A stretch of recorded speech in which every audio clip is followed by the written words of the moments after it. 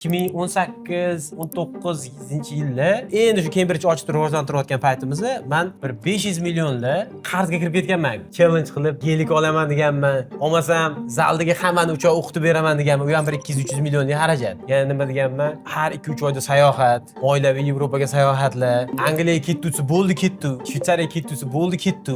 O'tda u pul o'zimniki emasligini bilmaganman. Ishlataverganman. Babang etib karantin keldi-yu, hammasi shunday yuzaga chiqdi. 5-10 ming pul topayotgan bo'lsangiz, birinchi o'rin shuning, bu yaxshilik bilan tugamaydi. Bu hali stabil emas. Shunchaki suhbat loyihamizni keyingi soni. Demak, bu galgi mavzuyimizni odam boy bo'lgandan keyin o'zini yo'qotib qo'ymaslik. Ya'ni pul keldi, o'ziga yarasha moliyaviy erkinligiga chiqildi va juda ko'p odam yutqizadigan joyi shu yerda. Pulingiz ko'paydi. O'zingizni yo'qotib qo'ymaslik uchun nimalar qilish kerak? Demak, boy bo'lish haqida emas, boy bo'lgandan keyin uni ushlab qolish haqida Pul bor, gaplashamiz. ko'pchilik pul ishlaydi. Shunaqa. Lekin uni hamma har xil ishlatadi. Ishlatgani evaziga keyingi natijasini oladi yoki pastga tushib ketadi yoki tepaga chiqib ketadi. Shuni qanaqa ishlatish kerak va nima qilish kerak? Xo'p, endi to'g'risi bunaqa maslahat beradigan darajada boy emas menimcha. Lekin men o'qigan eshitganlarim, tavsiyalarimni sal ulashaman, balki foydali bo'lar. O'zi bitta narsani tushunib olishimiz kerak. Boy bo'lish va boylikni saqlab qolish ikki xil narsa. Shundan boshlaydi. To'g'risi, boy bo'lish bu ko'nikma. Ko'nikma, ya'ni misol uchun har xil sohada ma'lum bir misol uchun o'rganilgan bilimlarni qo'llasa, o'sha narsa ishlaydi. Boylik saqlab qolish u ham bitta ko'nikma. Ikkalasi bitta narsa emas. Ya'ni birinchini qilgan odam ikkinchini qila olmasligi mumkin. Pul topdi, boy bo'ldi degani emas demak. Shunaqa. Endi misol uchun boy bo'lishni o'zi biz formula dedik-ku. Misol uchun hozirgacha yer yuzida 10 mingga yaqin, adashmasam 10 mingga yaqin edi, unicorn bo'lgan kompaniyalar bor. Unicorn degani bu 1 milliard dollar va undan ko'proq qiymatga ega bo'lgan kompaniyalar bor. Va olimlar mana shu unicorn kompaniyalarini tadqiqoti uchun milliardlab dollarlar sarflashgan. Nimaga buni bunaqa asosiy maqsad formula. Qanaqa qilib mana shunaqa milliard dollarlik kompaniya qursa bo'ladi. Maqsad topgandan keyin buni qayta-qayta takrorlash bo'lishi mumkin, misol uchun, tushunasiz? Va bu tadqiqotlar ko'p yillar davomida haligacha davom etib keladi. Unicornlar udan shaxsiyati, tarixi, oilasi, sohasi, biznesi, fikrlashi, fiziologiyasi, hamma narsasini o'rganishgan. Qolmagan o'rganilmagan narsa deyarli. Va shundan keyin qilingan xulosalar bor. O'sha xulosalar men hozir nimaga olib kelayotganimni aytaman. Boy bo'lish haqida gaplashyapmiz-ku. Boy bo'lish bu takrorlasa bo'ladigan narsaligi haqida g'oya bor, shuni sizga tushuntirib bermoqchiman-da. Boy bo'lish formulasini bilib olar ekanmiz. Misol uchun, shunga o'xshash narsa. Keyin boysa ham o'zbeklar boysin, o'zimizni qondoshlar. Mana shu tadqiqotlar natijasida ikkita savol o'rtaga tashlangan. Kompaniya milliard dollarlik bo'lishi nimaga bog'liq? Asoschigami yoki bozorgami? Nima deb o'ylaysiz? Nimaga bog'liq? Sizga savol. Ikkaloviga menimcha. Yo'q, bittasini tanlash kerak bo'lsa. Bittasini tanlash kerak bo'lsa, agar menimcha asoschiga. Va juda ko'pchilik shunaqa fikrda.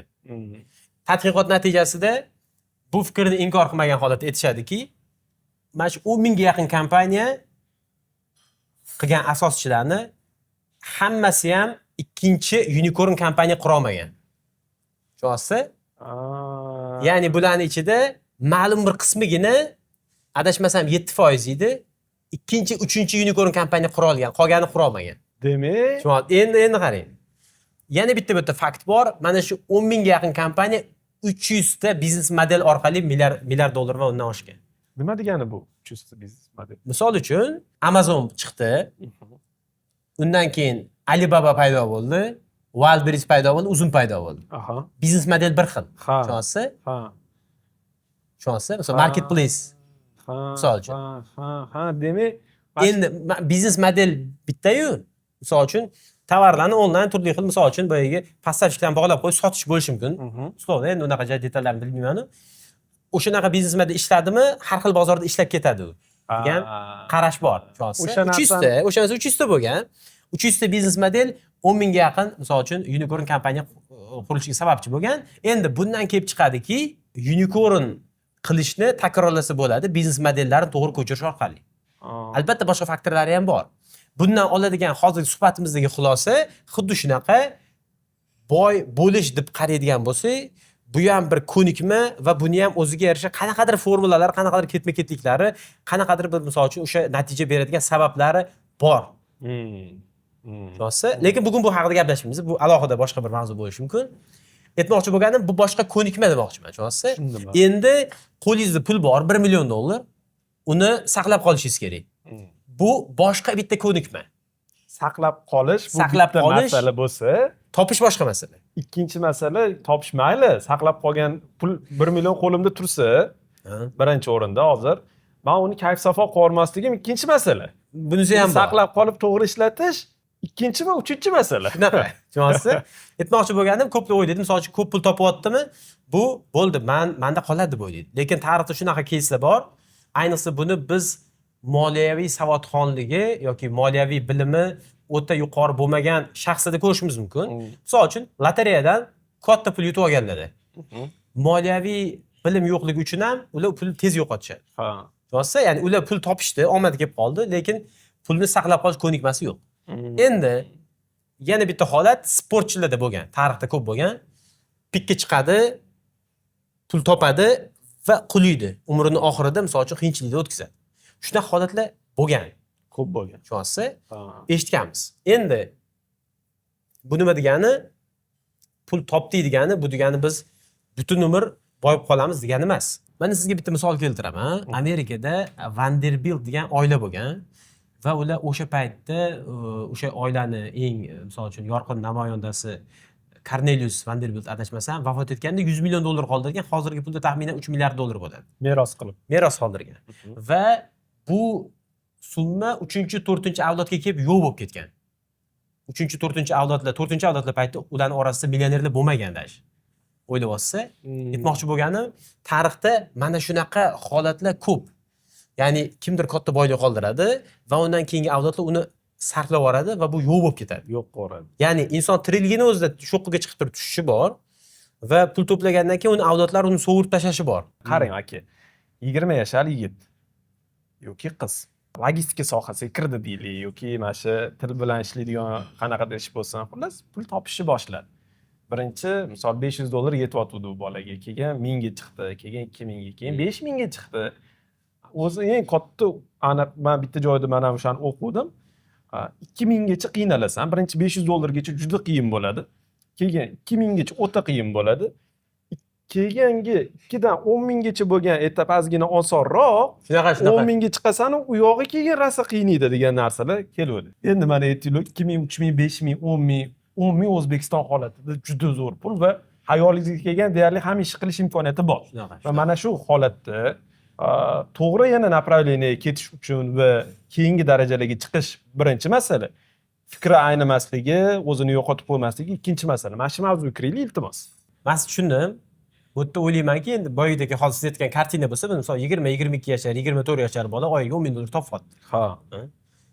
Nimalar qilish kerak deganda, men o'ylayman, birinchi o'rinda shu olish kerakki, 5-10 ming deylik. 5-10 ming. 4-5-10 ming. Ha, Narx 4-5-10 10 ming ming emas, 4-5-10 ming. Ha. 4-5 ming. Xo'p, diapazon tushundim. 4-5-10 ming. Birinchi o'rinda bir narsani tushunish kerak, bu hali moliyaviy erkinlikka erishmadi. Tushunasizmi?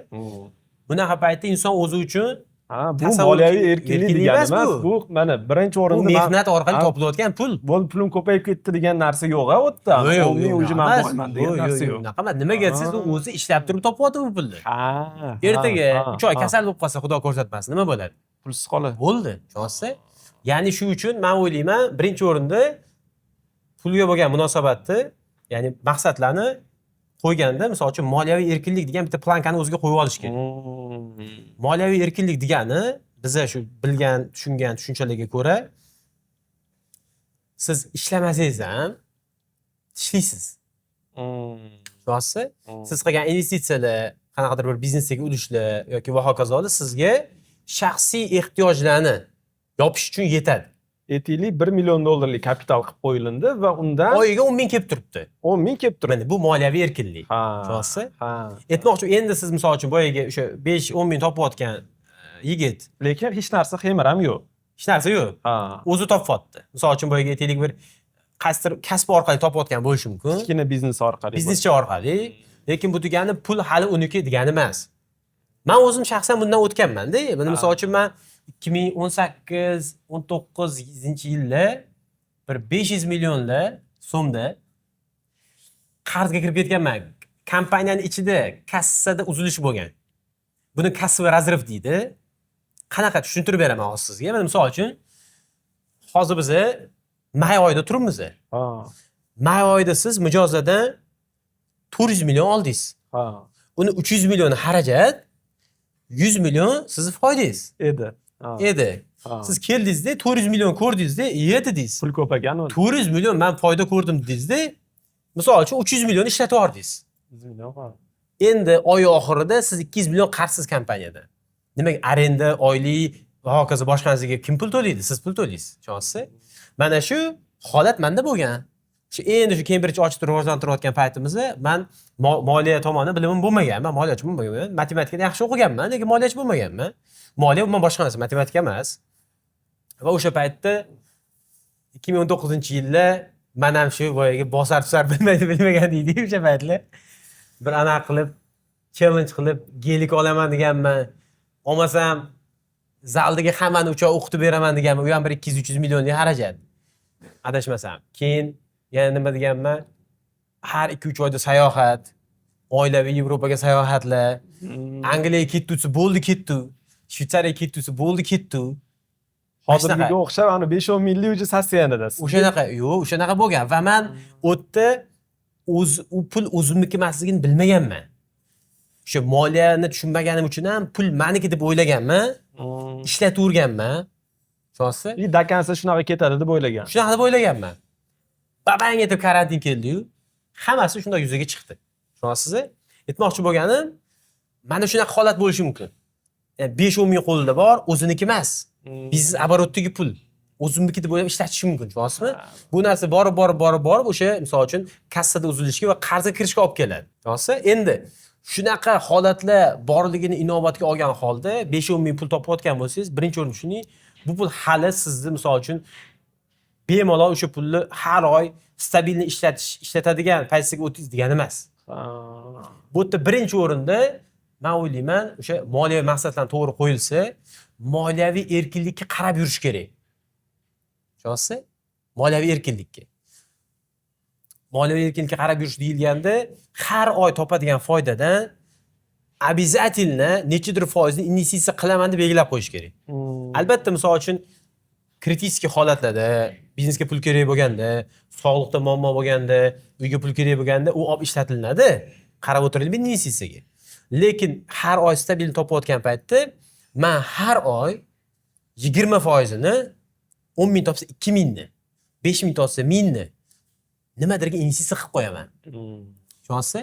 Misol uchun hozir halol investitsiya qiladigan anaqalar chiqqanda, misol uchun Apple chiqqan, misol bo'lishi mumkin. Qaysidirga shuni investitsiya qilib qo'yish mumkin. Tushunasizmi? Yig'ilib boraveradi. Yig'ilib boraveradi. Yoki bo'lishi mumkin, misol uchun bitta uy oladi rassrochkaga. Bo'ldi, 2-3 yil o'shanga har oy to'laydi, yig'ilib boradi pul. Tushunasizmi? Uyli bo'lib qoladi. Shunaqa bo'lib qoladi 2-3 yildan keyin. Lekin agar misol uchun bo'ldi, pul meniki ekan deb, ana qarasa yangi telefon, ana qarasa yangi mashina, ana qarasa sayohatlar va hokazo bo'lsa, bu yaxshilik bilan tugamaydi. Chunki hali bilmaymiz-ku, bu pul o'znikimidi, o'zniki emasmidi. Tushunasiz? Shuning uchun mana shunaqa holatda endi misol uchun pul topishni boshlagan bo'lsa, yaxshi pul qo'liga tegdimi? Birinchi o'rinda shu tushunish kerak, bu hali stabil emas. Stabil bo'lish uchun hali moliyaviy erkinlik emas bu. Haqiqiy moliyaviy erkinlik, siz shuni telefondan o'chirasiz, bir oyga ketsangiz ham, keyingi oy shunda 10 ming kelib turadi sizga. Siz ishlamadingiz, bilasizmi? Investitsiyalaringiz sizni misol uchun o'sha qanaqadir aqliy kapitalizm va hokazo hammasi sotsial kapital yig'ilib nimadir bir effekt berdi, investitsiyalaringiz bor va undan sizga pul kelib turdi. Tushunasizmi? Moliyaviy erkinlikni maqsad qilib qo'ysa bo'ladi. Yaxshi maqsad. Endi mana shu bundan oldingi suhbatimizdagi avlodlardan avlodlarga o'tib kelayotgan boyliklarni negizida o'sha pullarni to'g'ri boshqarish odatda, o'zingizda bo'lgan pulni. Misol uchun pul ko'paydi borib turib, endi o'sha kalibrdagi ozgina o'tamiz. Misol uchun borib samolyot olsa, yaxta olsa, brilliantlar olsa va hokazo, hammasi misol uchun ehtiyojga tegmaydigan narsa-da. Misol uchun 10 million dollarimiz bo'lsa ham bir kosa ovqatga qonimiz to'yadi. $1000 bo'lsa ham bir kosa ovqatga qonimiz to'yadi. 10 million dollarimiz bo'lsa ham biza kechqurun uxlaganda karavotdagi joyimiz, undan keyingi joyimiz ham 2 ga 1 joy. $1000 pulimiz bo'lsa ham shu.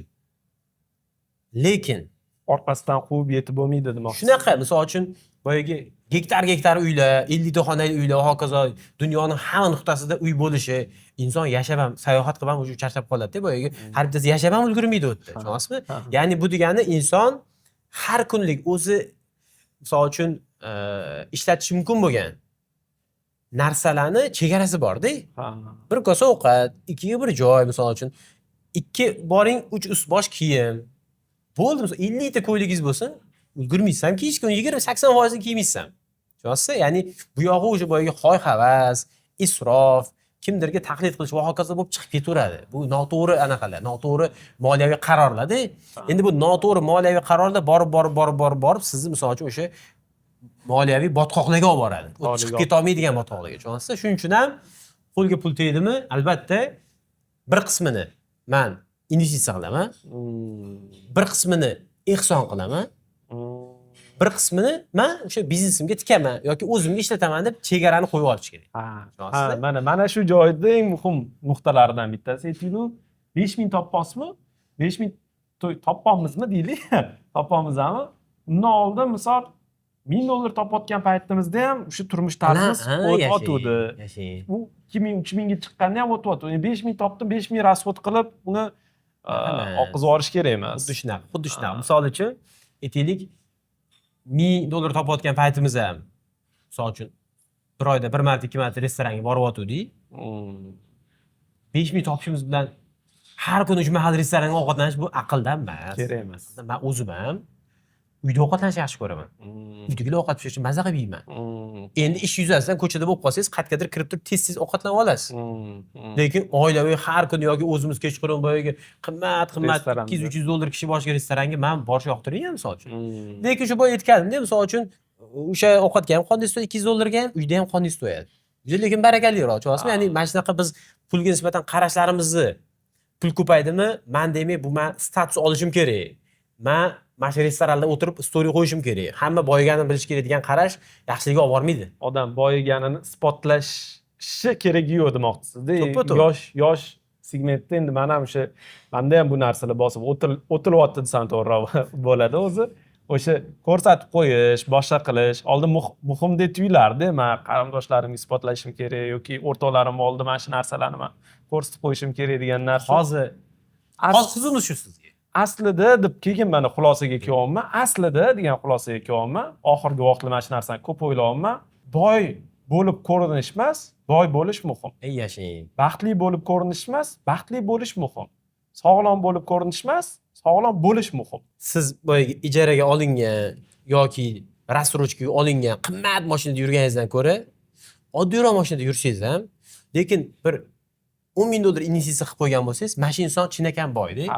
Nimaga siz endi qarzi yo'q, qarzi yo'q. Boyagi moliyaviy qiyin holatda, karantin va hokazoda u investitsiya qilib qo'ygan puli bor, tushunasizmi? Stressi yo'q. O'zi meni misol uchun aytishadi, o'sha biznes qilib, o'sha pulni to'plagandan keyin, pul topish boshlagandan keyin asosiy maqsadlardan biri moliyaviy erkinlik bo'lsa, yana bitta maqsad boyagi ingliz tilida anti-fragile deydi-da. Fragile bu sinuvchan degan. Anti-fragile o'sha sinishga anaqasi bor. Chidamli degan, tushunasizmi? Bu degani sinmaydigan degan. Anti-fragile bo'lishga harakat qilish degan bir tushuncha bor-da, g'oya bor. Va bu terminning asosiy maqsadi butun bozor qulagan paytda oyoqda tik qolish. Tushunasizmi? Uning uchun o'sha boyiga anaqa hozirdan $1000 topayotgan paytdan sekin shu pullarni taqsimotni boshlash kerak-da. Misol uchun mana. Bu eng muhim yana bitta boyiga matematik mantiqqa to'g'ri kelmaydi, lekin Allohni bir marhamati bilan ishlaydigan formula bor, bu ehson formulasi. Tushunasizmi? Va shunaqa Allohning va'dasi bor, ehson qilingan pul hech qachon kamaymaydi degan. Bu va'da-da. Tushunasizmi? Bu kamaymaydi. Bizga ko'rinadi, misol uchun 100 so'm olib shunday ehson qilsak, mensimaydi, 100 so'm berdim, 900 so'm qoldi-yu, Ertaga mana shu ehson sabab yo katta xarajat ketadi sizdan. Bo'lmaydi shu narsa. yoki katta tushum bor. Yoki katta tushum bo'ladi. Tushunasizmi? Va bu formula yillar, 100 yillar, 1000 yillar davomida sinalgan formula. Biz birinchi avlod emasmiz buni sinayotgan, tushunasizmi? O'zimiz o'ylab Shunaqa formula bor. Shuning uchun misol uchun pul topdingizmi, 1% bo'lsin, 2% bo'lsin, bilmayman qancha. Lekin hech bo'lmasa 50 ming so'm har oy reja qilib, niyat qilib, yo har hafta mana shu kofe ham 20 ming 30 ming turadi. To'g'rimi? 50 ming so'm reja qilaylik, haftasiga 50 ming ehson qilaman. Pulimiz sal ko'paydi, 100 ming qilaylik. Odatga aylantiraylik, tushunasizmi? Odat bo'lib qolsin. Ehson ham. Investitsiya ham shunaqa. Ya'ni biz o'zimiz uchun pulni boshqarish qonun qoidalarini qo'yib olaylik. Menimcha summa men har doim ehson qilaman. Chunki aytishadiki, ehson bu boyga kambag'al haqqi boyga berilgani deyshadi. Uni hali so'ralasan, shuning uchun vaqtida berib olgan deyshadi-da. Endi misol uchun ota bobolarimiz shunaqa tarbiya qilishgan. Shuning uchun ham misol uchun boyagi joyida misol uchun kichkina summa bo'lsin, farqi yo'q, odat shakllantirish kerak-da. Chunki katta bo'lganda siz berishga iymanmaysiz-da. Bergisi kelmay qolmaydi. Yashang, tushunasizmi? Pul kattargandan keyin boyagi summa ham ko'zga katta ko'rinib ketadi-da. Lekin lekin misol uchun kimdir sizga aytsa, "Men senga mana shuncha oltin beraman, menimchasini kimga berasan desa, "Ha, roziman" degan bo'lardi inson. Tushunasiz? Biz ko'rmaydi sirazi. Ko'rinmaydi sirazi. Endi shundan kelib chiqib, investitsiya bo'yicha ham qonun qoidani o'zi uchun o'rnatib olsa inson. 10%, 1%, 5%, 20% bilmadim. Ehson bo'yicha ham misol uchun, o'ziga sarflash bo'yicha ham ba'zilar bor faqat to'playdi-da. Misol uchun o'zini ba'zi bir ehtiyojini ham qondirmasligi mumkin. Bu ham men o'ylayman, anaqa emas. Bunchalik ham bo'lishi kerak. Bunchalik ham bo'lishi kerak emas deb o'ylayman. Chunki baribir endi bu lekin o'ta yuqori daraja. Agar o'zi asosunda shunga chiqayotgan bo'lsa, puli bo'lib turib o'ziga emas boshqalarga ravo ko'rib qo'yotgan, bu juda oliy daraja va bunaqa insonlar kam.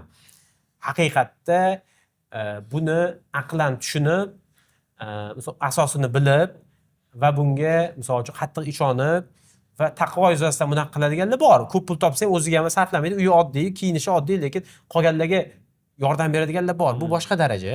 Lekin pul to'plash uchun o'ziga ham sarflamaydiganlar bor, doktorga ham bormaydi. Bu baxil-da.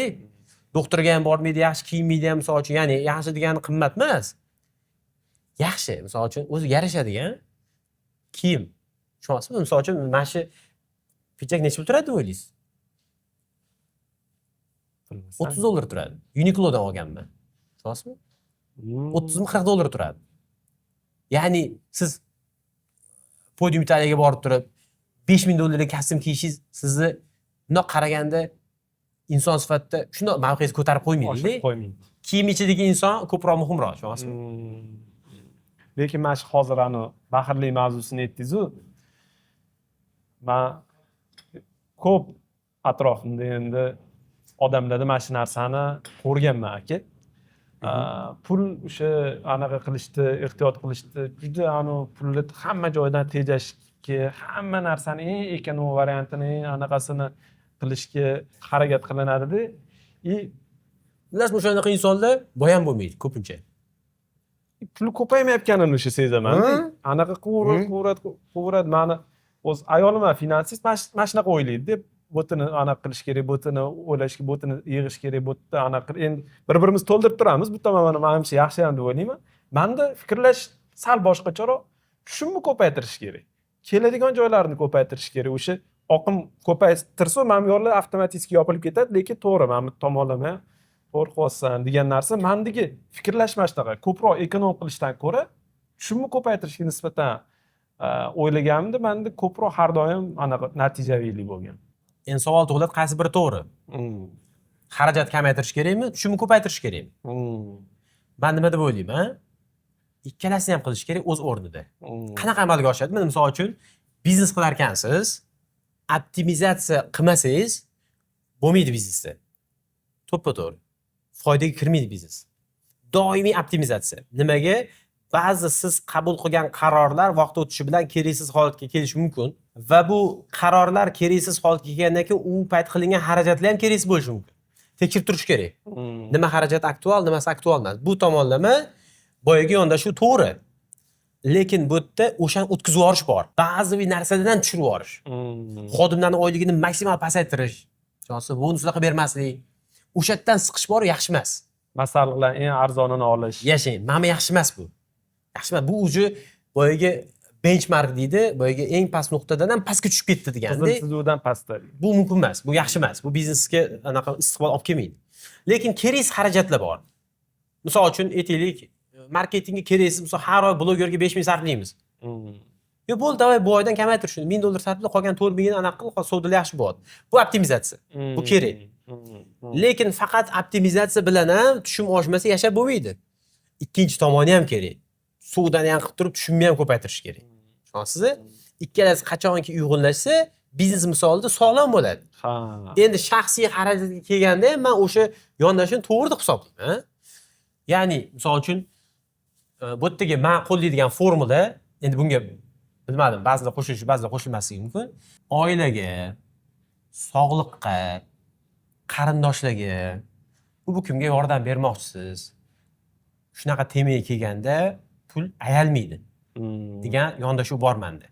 Albatta ayalmaydi degani Imkoniyat doirasida. Imkoniyat doirasida siz boyagi o'zi bo'yingizdan balandga sakramaysiz baribir. Misol uchun yordam berish kerak, to'g'ri, lekin bir qarindoshingizga ish topishga yordam bering, uy olib beraman siz, o'zingiz misol uy olishga pul bo'lmasa, uy olib beraman siz, bu noto'g'ri. Ya'ni imkoniyatingiz doirasida yordam berilganda achinilmaydi, afsus qilinmaydi, sarflanadigan joyi. Tushunasizmi? Nimaga? Chunki yaqinlaringizga qilganingiz ham ehson o'zi. Tushunasizmi? Endi misol uchun Boshlanishi o'zi shu shekilli o'zi. To'g'ri, bir yaqinlardan boshlaysiz. Ota-onadan boshlaydi, misol uchun farzandlar, ota-onalar misol uchun berganingiz ehson. Ayolingizga, farzandlaringizga, qarindoshlarga berganingiz ehson-da. Ani zo'r taktikam bor. Pul kerak bo'ladi yoki qanaqadir kattaroq kontrakt ustida turaman yoki nimadir. Pul kerak ish qilmoqchiman, de o'sha payt zo'r narsani o'rganib olganman. Adamga boraman-da, adam men sizga atab qo'ydim deyman. Kerak bo'lsa oxirgi pulimni tashlab kelaman. Juda ko'p mana shu narsani spesialni mana shu berayotganimda o'ylaganman-da, keyin buni odat qo'yganman. Har doim tekshiraman mana shu narsa, har doim plusda chiqaman. Har doim plusda chiqaman. Bu aytganingizda eng minimum holatda chiqib ketish kerak bo'lgan pulni o'sha anaqa qilib qo'ygan. To'ppada. Oldin olib qo'ygan. To'ppada. Mana mendagi formula ham shunga yaqin. Ya'ni oilaga sarflash kelganda o'zingizni sog'lig'ingizga, shunaqa narsaga kelganda ayash kerak emas. Maksimal o'sha albatta imkoniyat doirasida sarflash kerak. Endi siz agar undan ham tejaydigan bo'lsangiz, oilangizda misol uchun pulingiz bor, qator investitsiya, lekin misol uchun xolodilnik bo'sh turibdi. Ya bu yaxshi emas, bu yaxshi emas. Bu kategoriyasi noto'g'ri deb hisoblayman. Birinchi oila restoranda o'tirish haqida gap ketmayapti. Minimal qizil chizuvlar haqida gap ketyapti. Qizil chizuvlardan pastga tushilmaydi. Undan u yog'ini o'sha sal jilolash kerak nafsi. Chunki nafsi o'lgur aytayapman, bir tog' oltin bo'lsa yana bitta bo'lsa deb turadi-da. Chegarasi yo'q. Insonning havasini chegarasi yo'q. Shuning uchun ham misol uchun ko'rsangiz, qaysidir nuqtadan keyin mana boyagi milliarderlarni ko'rasiz-ku, yaxtalari bilan bellashadi. O'zi bir yilda bir marta 3-4 kunga borsa kerak yoki bormasa ham kerak, bilmadim. Uylari bilan yerning har bir nuqtasida, har bir katta shaharda qimmat uylar bilan misol uchun bellashadi yoki bir maqtanishadi va hokazoda. Endi boyaga ba'zi bir narsaga qaytsa, inson o'ziga sarflaydigan Toshkent sharoitida misol uchun oyiga agar misol uchun atsida 5000 sarflasangiz ham oilangizga bir 5-6 kishilik yetadi o'sha yaxshi yashashga. Undan u yog'i boyaga 10,000 bo'lsa nari borsangiz, sayohatni va hokazo qo'shsangiz 10,000 ga borsa misol uchun bir oyda, lekin undan u yog'i faqat havasga qarab yurib ketaveradi-da, tushunasizmi? Faqat havasga qimmat restoranlar ko'payishi, kerak qimmat kiyimlar kiyilmaydigan, tushunasizmi? Brilliantlar taqilmaydigan, mashina narsalar, minilmaydigan mashinalar, kirilmaydigan xonali uylar va hokazo ketaveradi-da bu yog'i. Endi mana shu yerda bitta qo'shimcha qilib ketaman. Jahongir aka o'zi qanaqa nima qiladi degan narsa endi odamlar hozir xayolidan o'tayotgan bo'lishi mumkin. O'zlarichi degan narsa. Jahongir aka hali kvartirada turar ekan. Shunaqa domda turaman. Mana hozir 17-filial ochilyapti. 15,000 ta odamni o'zini ichiga sig'diradigan bir necha minglab kvadrat metrga ega bo'lgan o'quv markazlar. Lekin necha xonadon? 3 xonali. 3 xonali domda turar ekan. Tushunyapsizmi? Mana nafsni jilolash qanchalik bo'ladi deganni men o'shanda kuni gaplashganimda eshitib qoldim. Mana shu bildim. Men bunaqa deb o'ylamadim, to'g'risi. Hayron qoldim. O'shani necha kun o'ylab yurdim. Jahongir aka, men o'zim qo'li quryapman-da endi. Omonsiz bersa, bizga ham nasib qilsa. Yo'q, Jahongir aka 3 xonadonda turgan ekanlar. Mana shuni polchilatib qo'yman degan. Endi bu individual narsa. Misol uchun Mani holatimda hozirgi ehtiyojimni shu kvartira yopadi-da. Misol uchun, oilam siqadi. Domimizni oldida bog' bor. Misol uchun, uchastkada ham bog' bor. Biz toza havo kerak bo'lsa bog'ga chiqamiz, shu yerda o'tiramiz. Bolalar maydonchasi bor, bolalarimizni o'ynatamiz, misol uchun, shu yerda yuramiz. O'zini stankasi bor, avtoturargoh. Mashinani sudga qo'yamiz, misol uchun. Doimiy ravishda domni toza tutishadi. Hammasi joyida. Ya'ni bu uchastkada olinadigan bir anaqa zavq, shavqni o'sha yerda olamiz. Va yana domni yaxshi tomoni, men o'zim anaqamdan kelib chiqib, istalgan payt shunda quflab, chet elga sayohat ketsangiz ham, misol uchun, ketib turasiz. Qo'rqishdan emas, boyaga maintenance degan narsa bor. Uni misol uchun endi uchastkada baribir qarab turish kerak va hokazo, hudud katta, doimiy odam bo'lish kerak va hokazo degan tushunchalar bor. Lekin shunga nima deydi? Biz mana shunda kifoyalanganmiz va ma'qul. Mana shu endi misol uchun albatta boyaga hovli qilish niyatim bor. Bunga misol uchun qaysidir etapda meni onam ham anaqa qildi. Endi balki hovli qilarsan degan fikr ham etdilar. Shunga misol uchun bo'lishi mumkin, lekin men hovlini ham o'ylayman, misol uchun gektar hovli qilaman debdi. Misol uchun o'zini bog'i bo'lsin, mashinaga stanka bo'lsin. Misol uchun bir 300 kvadrat, 400 kvadrat yetarlicha xona bo'lsin. Bo'ldi. Men to'g'risi o'zi hashamatga uncha yo'qman va shu uchun ham boyagi 50 ta xonali uchastkalar, 30 ta xonali uchastkalar men tushunmayman nimaga kerak. O'z logichni ham tushunarsiz-da u. Tushunarsiz, misol uchun. Shuning uchun soddaroq, ixchamroq, ehtiyoj doirasida bo'lishini men juda ma'qul deb hisoblayman. Shunaqa, lekin bu bilan sizni uchastka qurayotganingiz hech qanaqa anaqam yo'q. E'tirozim yo'q. Dang'illarni qurayotganim yo'q. Mana bir etaj 4 ta xona. Misol uchun bu har doim ehtiyojga qarab-da. Misol uchun uchastka qurganlarni ham bu yerda anaqa qilish kerak emas. Misol uchun bu noto'g'ri qil deyishmas. Kimnidir misol oilasi kattaroq. Bitta uyda misol uchun 2-3 ta o'g'il bor. Uchastka qilish kerak misol uchun. Ular misol uchun yoki kimdir aytishi mumkin, kimdir aytishi mumkin, o'g'lim birinchi kundan hovli qilgan, menga hovli yaxshi desa, ota-onasi aytganini qilish mumkin. Ya'ni bu yerda ularga e'tirozi yo'q. Hamma albatta o'zini shaxsiy qarori. Va yana bitta narsani aytaman, buni Murodxonaga Nazarov, ular bilan bitta domda turganmizda 5 yil qo'shni bo'lganmiz. Hozirgi turgan domda. Keyin ular boshqa joyga ko'chdilar. Domga ko'chdilar ular ham baribir. Shular ham misol uchun katta oilalari bor, domda turadilar. Haligacha. Nesvan ko'chdilar-da. Domda turadilar haligacha. Ya'ni misol uchun endi biz qayerda Murodxonaki qayerda? Ular misol uchun qilgan ishlar, u insonni ilmi, u inson tajribasi, u insonni misol uchun biznesdagi natijalarini qarasangiz, yer bilan osmoncha karra ustunda u inson. Ustoz bo'ladilar, havas qilamiz va shu o'rinda ularning qarorlari ham misol uchun shu 4-5 xonali kvartirada turganlar. Hashamatga ishqibozchilik bo'lmagan. Ha, cho'g'risi, ya'ni misol uchun balki ulardan ko'rib ham menda shunaqa bir havas paydo bo'lgandir. Lekin aytmoqchiman, bu hammani o'zini shaxsiy ehtiyojidan kelib chiqadi. Shu o'rinda uchastka qilgan, hovli qilgan odam ma'lumot qilinmaydi. Domda turgan ham shu ma'qul bo'lsa, yashayverish kerak. Asosiysi birovga ko'rsatish uchun qilmaslik kerak deb o'ylayman. Birovga ko'rsatish uchun emas. Cho'g'risi, dang'illama uchastkada baland anaqada hashamatli binolar. Ertaga biz o'lamiz va shu uyda boshqa insonlar yashaydi. Biz mingan mashinadan boshqa odamlar minadi.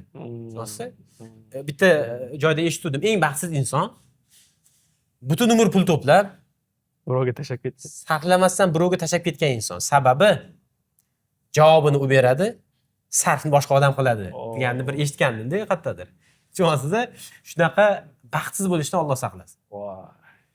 Lekin zo'r gap bo'ldi, mana shu bor-ku. Zo'r gap bo'ldi. Sarflab ketib, ani zo'r anaqa ham qilish mumkin. Misol, foydali joylarga sarflab qo'ysangiz. To'ppa-to'g'ri. Bo'ladi, misol uchun kimdir butun umr boyaga boylik to'plab o'ziga ham sarflamaydi. Hech kimga sarflamay, faqat to'plab boyaga azartga berilib ketgan bo'lsa, umrining oxiriga boradi, o'ziga sarflay olmaydi, o'sha qari bo'lgan. Qarigan, misol uchun kuchi ham yo'q, hokazo, o'lib ketadi, keyin o'sha pul kimdirlarga qolib ketadi. Bu yuqorida keltirilgan Vanderbiltlar oilasi misol uchun 3-4 avlodda bor butuni yo'qotgan deyarli va hozirda ulardan deyarli faqat universitet qolganda, eng shu mashhur narsalardan universitet qolgan. O'sha ham universitet ham aytishadiki, foydali narsa qolgan ekan. Aytishadiki, hattoki o'sha Vanderbilt janoblari kelmagan ekan deyishadi. Lekin qarang, u o'lib ketdi. Pullari sovurib bo'lindi, o'sha universitet qoldi. Nomiga qo'yilgan. Rosti? Zo'r. Ajoyib. Menimcha bugungi bu safargi suhbatimiz va shu zo'r bo'ldi. informatsiyalar ham ancha yetarli bo'ldi. O'ylaymanki, sizlarga ham yoqdi. Yoqqan bo'lsa laykka bosib qo'yinglar, chunki bu bizning uchun muhim. Va Jahongir akani sahifalariga obuna bo'lmagan bo'lsanglar, obuna bo'lib qo'yinglar, chunki bu narsalarni endi nasib bo'lsa har hafta stabil qilib borishga harakat qilamiz. Keyingi yana shunga o'xshagan suhbatlarimizni nima mavzularda qilaylik? Ko'rasizlar, mana zo'r intrigalar qilib turibman, savollar, boshqalar qo'shimchalar qilib. Asosiysi bu suhbatlar mana samimiy Va shaxsiy fikr va hech qanaqa shablonsiz. Misol uchun biz Asrorbek bilan oldindan bir savollarni tuzib turib, "Men bunaqa demaysiz, bunaqa deysan" demaganmiz. Hammasi ilhomda. Xuddi shunaqa. Va yana qanaqa suhbatlar qilaylik, nima mavzularga kiraylik, bilganimizcha izohlarda yozib qoldirsangiz, men o'sha sizning savolingizni olib bularga berib javoblarini olib berib turaman, xudo xohlasa. Rahmat hammaga.